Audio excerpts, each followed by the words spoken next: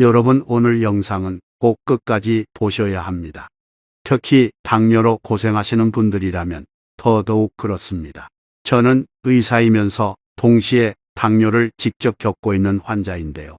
제가 오늘 약 없이 오직 음식만으로 당뇨를 싹 잡을 수 있는 방법에 대해 몽땅 말씀드릴 거거든요. 저 역시 오늘 알려드릴 내용대로 지금까지 약 없이 혈당을 관리하고 있습니다.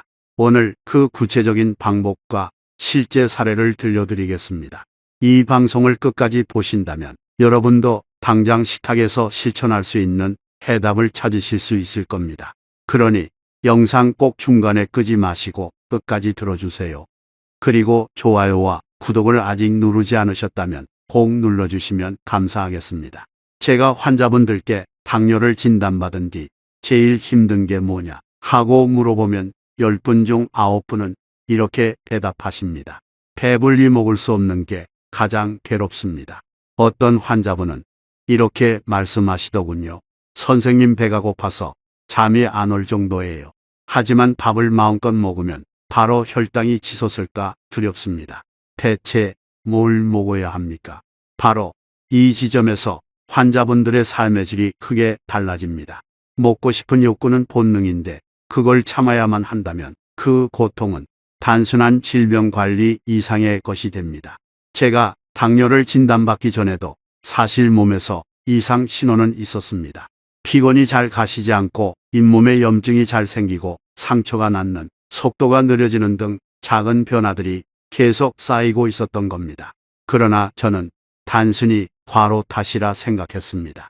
의료인임에도 불구하고 제 몸이 보내는 신호를 무시했던 것이죠. 결정적인 계기는 어느 날 내과 선생님이 제 모습을 보고 하신 한마디였습니다. 신 원장물을 유난히 많이 마시네요. 혈당 한번 재보는 게 어떻습니까? 그 자리에서 바로 혈당을 측정했는데 식후 혈당이 375가 나왔습니다. 정상 수치의 2배가 넘는 수치였죠. 그 순간 저는 큰 충격을 받았습니다. 그 후 저는 음식부터 철저히 바꿔야겠다고 결심했습니다. 그 첫걸음으로 선택한 것이 바로 닭백숙이었습니다. 한 환자분 이야기를 들려드리겠습니다. 60을 갓 넘긴 남성인 김민준 님이셨습니다. 당뇨를 진단받고 난 뒤 밥상을 보며 늘 한숨을 쉬던 분이었어요. 평생을 고기와 밥으로 버텨온 분이었는데 이제는 흰쌀밥도 돼지고기에 기름진 부위도 마음대로 먹지 못하니 하루하루가 우울하다 하셨죠. 그분께 제가 닭백숙을 한번 드셔보시라고 권했습니다. 처음에는 회의적이었습니다. 그거 먹으면 배가 차겠습니까? 맛도 밍밍하지 않습니까? 하지만 한번 시도해 보시라고 말씀드렸습니다. 그리고 며칠 후 외래에서 그분을 다시 만났을 때 활짝 웃으며 이렇게 말씀하셨습니다. 선생님, 이거 괜찮네요. 국물도 시원하고 고기도 마음껏 먹을 수 있으니 배가 부르면서도 혈당이 안정적으로 유지되더군요. 이 사례를 통해 알 수 있듯 닭백숙은 단순히 영양만이 아니라 심리적인 만족감까지 채워주는 음식입니다. 당뇨 환자에게 있어 마음 편히 먹을 수 있다는 안도감은 그 자체로 치료 효과가 있습니다. 그렇다면 닭백숙이 왜 이렇게 특별할까요? 첫째, 소화가 편합니다. 당뇨 환자분들은 위장이 예민한 경우가 많습니다. 소고기나 돼지고기는 소화가 더딘 반면 닭고기는 단백질이면서도 흡수가 잘 되어 부담이 적습니다. 둘째, 지방의 질이 다릅니다. 닭다리를 보면 기름이 많아 보이지만 실제로는 소고기, 돼지고기의 포화 지방에 비해 훨씬 낮은 양입니다. 껍질을 벗기면 더 줄어듭니다. 셋째, 단백질의 질이 좋습니다. 당뇨 관리에서 근육량은 혈당 조절과 직결됩니다. 근육이 줄면 혈당이 쉽게 불안정해집니다. 닭고기는 근육 형성과 유지에 필요한 단백질을 흡수율 높게 제공하죠. 다른 환자분의 이야기를 들려드리겠습니다. 이 환자분은 당뇨 진단 후 운동을 열심히 하셨습니다. 그런데 문제는 혈당이 높은 상태에서 과도하게 운동하다 보니 근육이 급격히 줄어든 것이었습니다. 선생님, 분명히 운동을 하고 있는데 왜 더 피곤하고 힘이 없을까요? 하고 물으시더군요. 그분께도 닭백숙을 권했습니다. 단백질이 충분히 보충되면서 소화가 잘 되니 운동 후에도 근육이 소모되는 게 아니라 유지되는 효과가 있었습니다. 한 달쯤 후 다시 만나 뵈었을 때 그분은 예전보다 훨씬 힘이 붙고 운동도 덜 지치네요 라며 기뻐하셨습니다. 그렇다고 닭백숙을 그냥 드시면 안 됩니다. 닭백숙을 드실 때 중요한 원칙은 쌀은 빼는 것입니다. 흔히 찹쌀을 넣어 끓이지만 당뇨 환자에게는 혈당을 빠르게 올리는 주범이 됩니다. 닭고기와 국물 곁들이는 채소 반찬만으로도 충분합니다. 간은 소금으로 약간 하셔도 괜찮습니다. 오히려 싱겁게만 먹다 보면 만족감이 떨어져 과식으로 이어질 수 있습니다. 고혈압 환자라면 소금 양만 조금 조절해 주시면 됩니다. 조리 방법은 단순합니다. 닭을 한번 끓여 불순물을 제거한 뒤 깨끗이 씻어 다시 육수에 넣고 마늘과 후추를 곁들여 천천히 끓이면 됩니다. 인삼, 대추 같은 재료도 넣을 수 있지만 오히려 단순한 맛이 오래 먹기에는 더 좋습니다. 많은 분들이 묻습니다. 닭백숙은 매일 먹어도 되나요? 저는 이렇게 말씀드립니다. 단백질이 부족했다면 일주일에 한두 번 충분합니다. 이미 단백질을 다양하게 섭취하고 있다면 간격을 조금 늘리셔도 괜찮습니다. 중요한 건 균형입니다. 닭백숙만 먹는 게 아니라 두부, 생선, 달걀 등과 함께 번갈아 섭취하는 것이 바람직합니다. 제가 환자분들께 닭백숙을 권하는 이유는 단순히 영양 때문이 아닙니다. 배부르게 먹을 수 있다는 심리적 안정감, 그리고 실제로 혈당을 크게 흔들지 않으면서도 충분한 단백질을 공급해주는 의학적 장점 때문입니다. 당뇨는 관리의 병입니다. 관리란 단순히 수치를 낮추는 게 아니라 환자 스스로 생활 속에서 지속할 수 있는 방법을 찾는 것입니다. 닭백숙은 바로 그 지속 가능한 방법 중 하나입니다. 그런데 닭백숙 이야기를 들으시고 이렇게 생각하신 분들도 계실 겁니다. 선생님, 그거는 특별한 날에나 해 먹지 평소에는 뭐 간단하게 먹을 수 있는 게 없을까요? 맞습니다. 매번 닭 한 마리를 삶는 게 쉽지는 않지요. 그래서 조금 더 간단하지만 효과적인 음식을 말씀드리려 합니다. 제가 진료했던 70대 여성 환자 박영희 님 이야기를 먼저 들려드리겠습니다. 이분은 늘 아침을 거르고 점심 때 과식하는 습관이 있었습니다. 아침은 입맛이 없어요 하시던 분이었죠. 그런데 이게 혈당 조절에는 가장 안 좋은 습관 중 하나입니다. 공복 시간이 길어졌다가 갑자기 많은 음식을 먹으면 혈당이 급격히 치솟기 때문입니다. 제가 그분께 보내드린 건 의외로 단순했습니다. 바로 누룽지 미역국이었습니다. 선생님, 누룽지요? 그거 당 올린다고 하지 않나요? 이분이 처음에 반문하셨습니다. 맞습니다. 누룽지를 많이 드시면 혈당이 확 오릅니다. 그러나 적정량을 지키면, 그리고 조개와 미역을 함께 넣어 끓이면 오히려 포만감을 주면서도 혈당을 안정적으로 유지할 수 있습니다. 제가 알려드린 방식대로 작은 누룽지 한 줌, 손바닥 반 정도 되는 양을 넣어 미역과 조개를 듬뿍 끓여 아침에 드시도록 했습니다. 한 달 뒤 외래에서 배웠을 때 이분은 이렇게 말씀하셨습니다. 선생님, 아침에 그거 먹으니까 속이 편하고 점심에 과식도 안 하게 돼요. 혈당도 예전보다 덜 요동치는 것 같아요. 그렇다면 누룽지 미역국은 왜 효과적일까요? 첫째, 시각적 효과입니다. 누룽지가 국물에 퍼지면 양이 많아 보입니다. 실제로는 작은 양이지만 보기에 풍성해서 나는 한 그릇 가득 먹었다는 만족감을 줍니다. 둘째, 조개와 미역의 단백질 식이섬유 보완 효과입니다. 누룽지 단독으로는 혈당이 오르지만 미역의 섬유질과 조개의 단백질이 함께 들어가면 흡수를 지연시켜 혈당 상승을 어느 정도 완화시켜 줍니다. 셋째, 간단한 조리법입니다. 조개를 너무 오래 끓이지 않고 마지막에만 넣어주면 부드럽고 감칠맛이 살아납니다. 미역은 참기름 대신 액젓으로 가볍게 볶아 넣으면 깊은 맛이 납니다. 여기에 누룽지 한 줌만 넣으면 완성입니다. 이번에는 식후 졸림 때문에 고민하던 50대 남성 환자 이정호 님 이야기입니다. 밥만 먹으면 눈이 감겨요. 회사에서 점심 먹고 나면 회의 시간마다 졸아서 곤란합니다. 이런 분들 많으실 겁니다. 보통은 밥 먹고 졸린 건 당연한 거 아닌가 하고 넘기시죠. 하지만 당뇨 환자라면 이게 췌장이 힘들다는 신호일 수 있습니다. 제가 그분께 권한 건 식후 1시간 혈당 측정이었습니다. 보통 병원에서는 식후 2시간 혈당을 재라고 하지만 사실 혈당은 식후 1시간에 가장 높이 오릅니다. 실제로 그분이 집에서 측정해보니 식후 1시간 혈당이 200이 넘게 나오더군요. 이래서 제가 그렇게 졸린 거군요. 스스로 수치를 확인한 후부터 식사량을 절반으로 줄이고 밥 대신 단백질 반찬 위주로 드셨습니다. 그 결과 식후 졸림이 크게 줄었습니다. 많은 분들이 집에서 재는 혈당기는 믿을 수 있습니까? 하고 물어보십니다. 네, 오차가 있을 수는 있습니다. 보통 달러, 피미터 15달러 정도의 차이는 생깁니다. 그러나 중요한 건 절대적인 수치가 아니라 변화의 패턴을 보는 것입니다.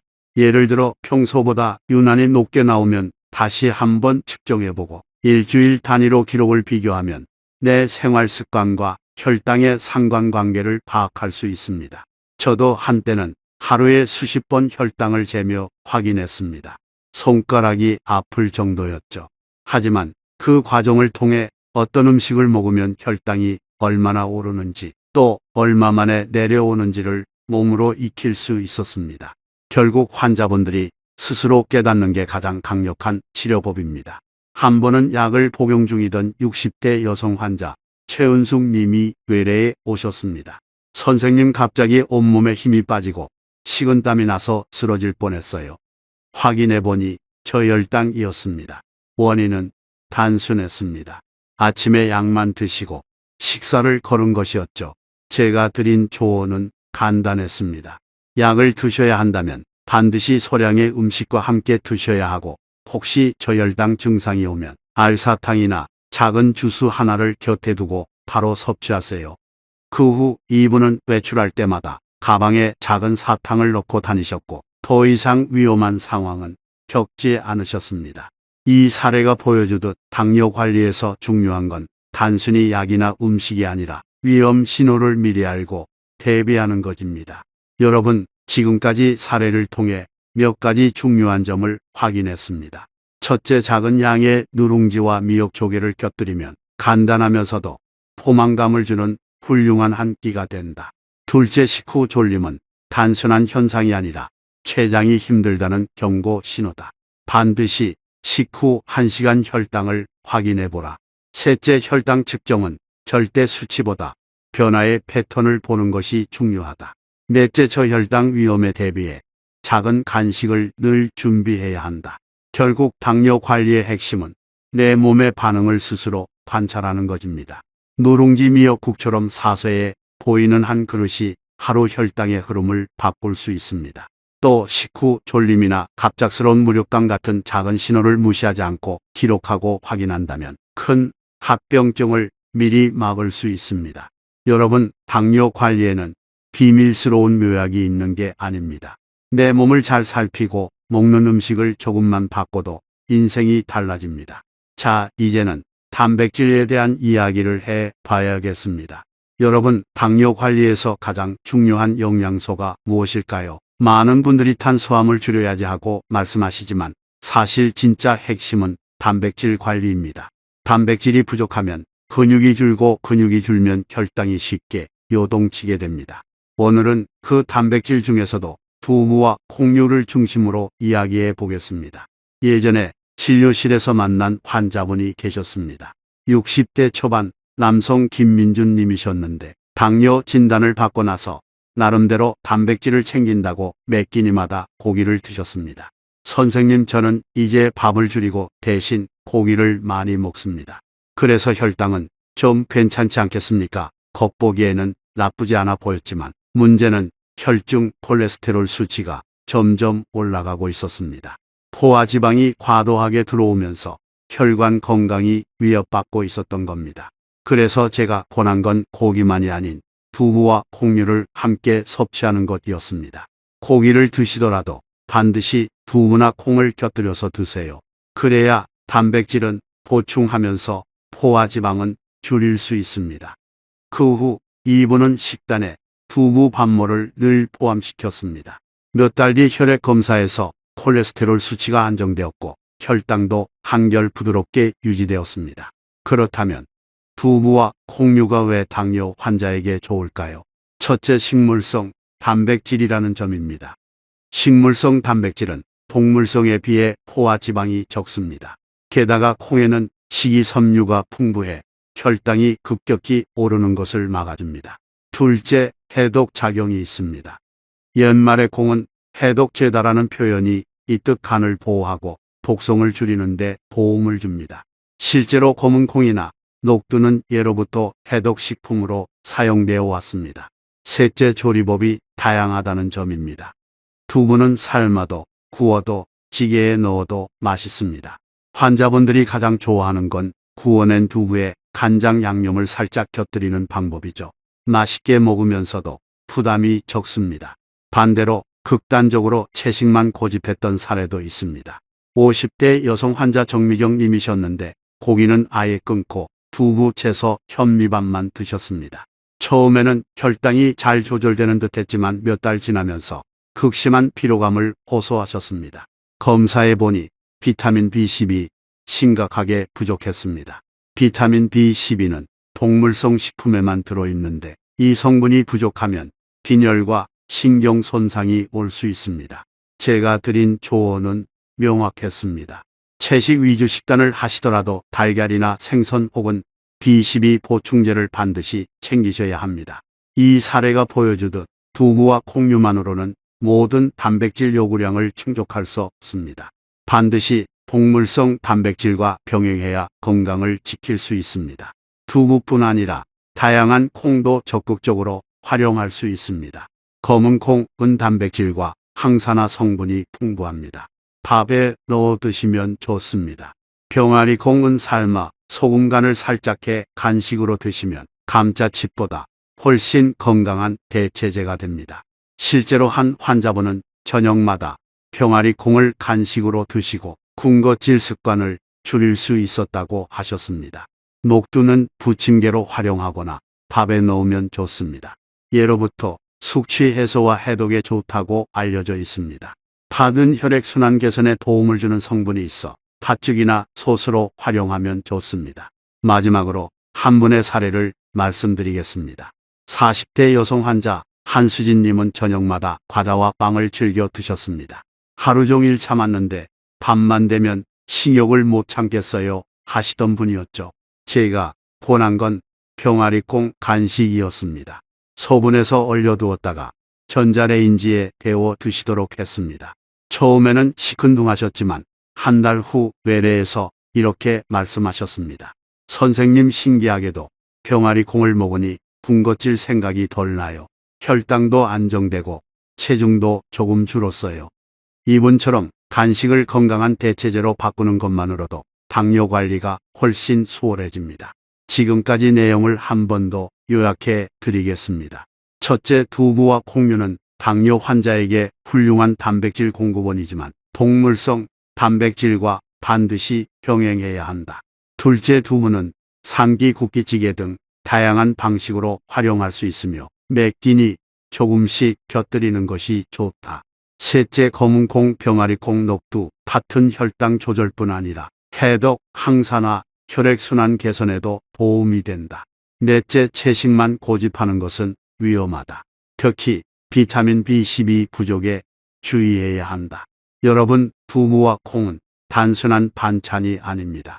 당뇨 환자에게는 근육을 지켜주고 혈당을 안정시키며 심지어 마음까지 든든하게 만들어주는 보약 같은 음식입니다.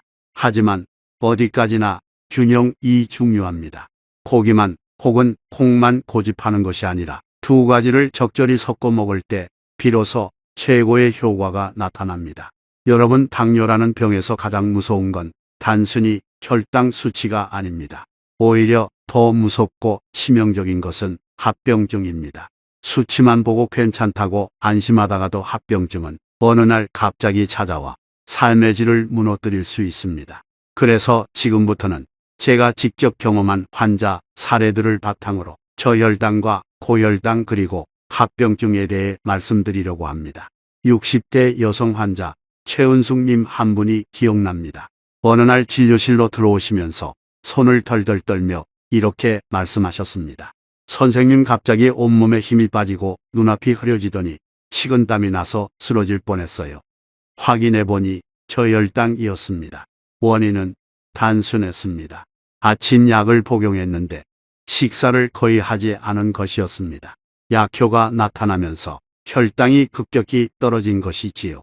저는 그분께 반드시 약은 소량의 음식과 함께 드셔야 하고, 혹시 저혈당 증상이 오면 즉시 대처할 수 있도록 알사탕이나 작은 주스를 항상 가지고 다니셔야 한다고 말씀드렸습니다. 이후 그분은 외출할 때마다 사탕을 챙기셨고 다시는 위험한 일을 겪지 않으셨습니다. 저혈당은 갑자기 찾아옵니다. 온몸에 힘이 빠지고 식은땀이 나고 눈앞이 아찔해지며 머리가 몽해지는 느낌이 들면 의심해 봐야 합니다. 이런 경우 바로 혈당을 재보고 사탕 하나, 주스 반 컵 정도를 드시는 게 좋습니다. 많은 분들이 불안해서 과도하게 먹는데 그러면 혈당이 오히려 300 이상 치솟을 수 있습니다. 저혈당의 대처 원칙은 조금만 보충한다는 점을 꼭 기억하셔야 합니다. 반대로 고혈당 때문에 응급실로 실려온 환자도 있었습니다. 50대 직장인 남성 강현우 님이었는데 바쁜 생활 속에서 식사도 불규칙했고 스트레스를 술로 풀다 보니 어느 날 극심한 갈증과 체중 감소를 겪으며 응급실에 왔습니다. 검사 결과 고혈당 쇼크였습니다. 혈관 안에 포도당 농도가 너무 높아 세포로 물이 들어가지 못하고 혈관 안에만 갇혀버린 상태였습니다. 장기들이 탈수에 빠지며 기능이 떨어지고 있었던 것이지요. 다행히 빠른 치료로 위기를 넘겼지만 조금만 늦었더라면 생명을 잃을 수도 있었습니다. 고혈당이 심해질 때 나타나는 전형적인 신호는 이유 없는 체중 감소, 극심한 갈증, 소변량 증가, 쉽게 피로해지는 증상입니다. 특히 갑자기 물을 많이 마시게 되는 현상은 아주 위험한 신호이니 절대 무시하시면 안 됩니다. 또 한 번은 젊은 여성 환자 윤지수 님이 다이어트를 하다가 케톤산증으로 쓰러진 적이 있었습니다. 극단적인 저탄수화물 다이어트를 하면서 포도당이 고갈되자 몸이 지방만 태우기 시작했습니다. 그 결과 체내에 케톤체가 과도하게 쌓였고 혈액이 산성화되며 의식이 흐려졌던 것입니다. 가족들이 말하길 환자의 입에서 마치 아세톤 냄새 같은 구취가 났다 하더군요. 바로 케톤산증의 전형적인 신호입니다. 이처럼 급성 합병증뿐 아니라 만성 합병증도 당뇨 환자에게는 늘 위협이 됩니다. 심장질환, 뇌졸중, 당뇨발, 심부전, 치매 같은 것들이 대표적입니다. 합병증의 공통점은 혈당 관리가 제대로 되지 않을수록 위험이 커진다는 것입니다. 특히 중요한 사실은 약을 많이 쓴다고 안전해지는 게 아니라는 점입니다. 실제로 인슐린을 많이 맞으면서 정상 혈당을 유지하는 사람보다 약 없이 혈당을 조금 높게 유지하는 사람이 합병증 위험은 오히려 낮다는 연구도 있습니다. 약은 어디까지나 보조일 뿐이고 식습관과 생활습관이 근본적인 치료라는 사실을 잊어서는 안 됩니다. 저는 진료실에서 종종 이런 말씀을 하시는 환자분들을 만납니다. 선생님, 약만 먹으면 괜찮은 줄 알았어요. 그런데 왜 이렇게 다리가 저리고 시력이 떨어질까요? 60대 여성 환자 정미경님은 수년간 약만 의존하며 식단 관리를 소홀히 하셨고 결국 신경병증과 망막증이 찾아왔습니다. 저는 그분께 지금이라도 식습관을 바로잡고 생활을 관리해야 더 나빠지지 않는다, 늦었다고 생각될 때가 사실은 가장 빠른 때라는 말을 드렸습니다. 여러분, 당뇨는 단순한 수치의 문제가 아닙니다. 삶을 지키는 문제입니다. 저혈당과 고혈당 그리고 합병증은 모두 우리 몸이 보내는 경고 신호입니다. 그 신호를 무시하지 않고 작은 실천을 이어가면 충분히 막을 수 있습니다. 의료인으로서 또 당뇨를 직접 겪는 사람으로서 자신 있게 말씀드립니다. 당뇨는 절대 두려워할 병이 아닙니다. 알면 대처할 수 있고 관리하면 충분히 건강하게 살아갈 수 있습니다. 여러분 지금까지 닭백숙과 누룽지 미역국 두부와 콩류 그리고 합병증과 위기 대처까지 이야기를 나눠보았습니다. 이제 마지막으로 말씀드리고 싶은 것은 바로 생활 속 루틴입니다. 사실 당뇨 관리라는 것은 특별한 날만의 노력이 아닙니다. 작은 습관들이 쌓여서 결국 건강한 삶을 만들어냅니다. 제가 진료했던 환자들 중에는 약을 쓰지 않고도 생활 습관만으로 혈당을 잘 관리하신 분들이 많습니다. 그분들의 공통점은 거창한 비법이 아니라 아주 사소한 것들을 꾸준히 지켜낸다는 것이었습니다. 예를 들어 식사 때마다 밥그릇의 크기를 조금 줄이고 한 끼에 채소를 반드시 두세 가지 이상 곁들이는 것, 식사 후 무조건 10분이라도 걷는 것. 이런 단순한 습관이 결국 수치를 안정시키는 핵심이었습니다. 한 환자분은 이런 말씀을 하셨습니다. 선생님, 예전에는 식사 후에 바로 소파에 누워서 TV만 봤어요. 그런데 이제는 그냥 집 안이라도 걸어다니고 계단을 오르내리는 습관을 들였더니 식후 혈당이 눈에 띄게 내려가더군요. 이처럼 몸을 움직이는 습관 하나가 혈당 관리에 큰 차이를 만듭니다. 또 다른 환자분은 수면 습관을 고쳐서 효과를 본 경우였습니다.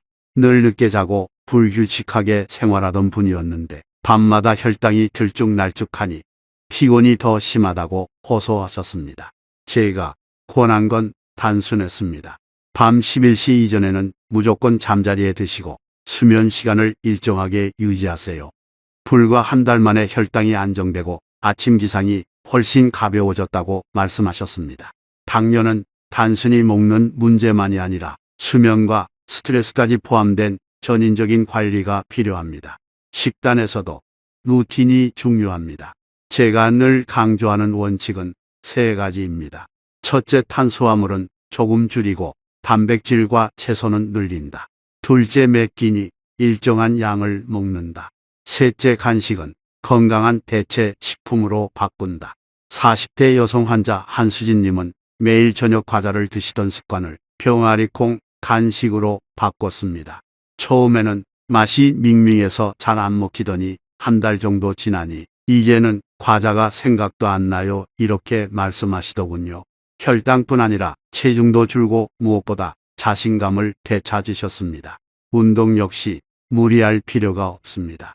저는 환자분들께 하루 1시간 헬스장에서 땀 흘리는 것보다 하루 종일 조금씩 움직이는 게 더 낫습니다 라고 말씀드립니다.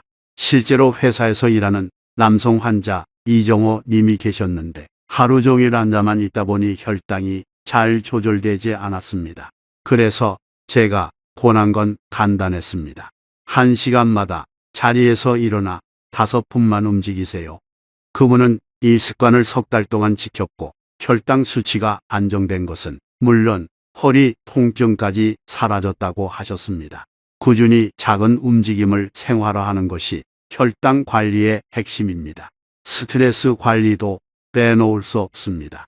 많은 환자분들이 밥은 줄이겠는데 스트레스는 어쩌죠 하고 물으십니다. 스트레스는 혈당을 높이는 아주 강력한 요인입니다. 제가 권하는 방법은 단순합니다. 숨을 깊게 들이마시고 천천히 내쉬는 호흡을 하루에 몇 번씩 하는 것, 그리고 자신이 좋아하는 활동을 짧게라도 매일 해보는 것입니다.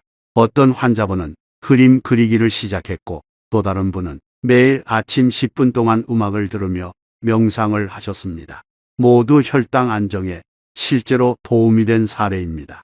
여러분, 여기까지 말씀드린 내용을 종합해보면 당뇨 관리에는 거창한 비밀이 필요하지 않습니다. 결국 중요한 것은 일상 속에서 지킬 수 있는 작은 습관을 만드는 것입니다. 아침에 가볍게 단백질을 챙기고 식사량을 일정하게 유지하며 식사 후에는 몸을 조금씩 움직이고 밤에는 충분히 자고 스트레스를 다스리는 것. 이 단순한 원칙이 모여서 합병증을 막고 건강한 삶을 지켜냅니다. 제가 의사로서 또 당뇨를 직접 겪는 사람으로서 끝으로 드리고 싶은 말씀은 이것입니다. 당뇨는 결코 절망적인 병이 아닙니다. 알면 관리할 수 있고 관리하면 누구나 건강하게 살아갈 수 있습니다. 약만 의존하지 말고 생활 속에서 몸을 살리는 습관을 만들어 가십시오. 오늘 제가 드린 이야기를 여러분의 하루 속에 하나씩 적용해 보신다면 분명히 삶이 달라질 것입니다. 오늘 방송을 마치며 여러분께 부탁드리고 싶습니다. 이 영상이 도움이 되셨다면 꼭 구독과 좋아요를 눌러주시고 알림 설정도 해두시면 앞으로 더 많은 건강 비밀을 놓치지 않고 받아보실 수 있습니다. 그리고 무엇보다 중요한 것은 주변 분들과 공유해 주시는 것입니다. 여러분의 가족, 친구, 이웃 한 분의 건강이 달라지는 것은 곧 사회 전체가 건강해지는 길입니다. 마지막으로 댓글에 여러분의 이야기를 들려주세요. 어디에 사시는지, 몇 살이신지, 오늘 영상이 도움이 되셨는지 등 어떤 이야기라도 좋습니다. 여러분, 저는 앞으로도 계속해서 여러분의 건강한 노후를 위해 함께 하겠습니다. 오늘 말씀드린 내용을 꼭 실천해 보시고 3달 뒤 달라진 자신의 모습을 직접 확인하시길 바랍니다. 여러분의 건강을 진심으로 기원합니다. 감사합니다.